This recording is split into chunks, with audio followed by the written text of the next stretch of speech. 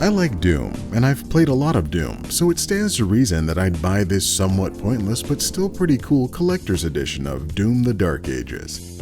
Unlike the previous Doom Eternal collector's edition, this one lacks a helmet that doesn't even approach the possibility of fitting my gigantic fat head. They've reserved that option for its own similarly pointless collection that you can purchase separately. But since that version doesn't include the game and I would like to play the game, I got this version with it just sitting on top in a case that contains a piece of cardboard with a Steam key on it. However, inside of this actual collector's edition box, you'll immediately be greeted by a steelbook case, and since you only get a floppy piece of trash with a Steam key, it instead contains a lovely red keycard replica. This heavy metallic device is equally perfect for displaying on a shelf, protecting a stack of papers from a breeze, or bludgeoning your enemies to death in the heat of battle. But that's only a teaser for the star of the show, the Doom Slayer himself. Fresh out of the box, the more rustic-looking younger iteration of this classic character is wielding his double-barreled shotgun in one hand and a massive bladed shield in the other.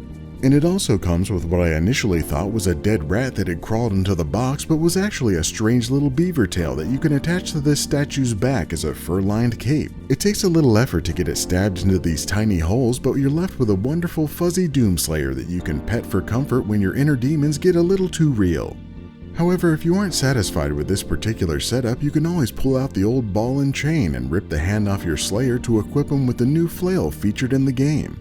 It even has a little divot in the base to keep it in place during earthquakes or whatever.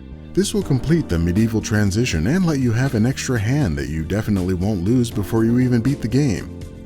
Altogether, this physical collection, along with a premium version of the game letting you pre-invest in future DLC you know nothing about, have 2 days early access to the game that's already passed, some skins you'll only see in cutscenes, as well as a digital art book and soundtrack, is a decent purchase, though it probably would have benefited from some kind of physical book for the art or lore to better justify the price.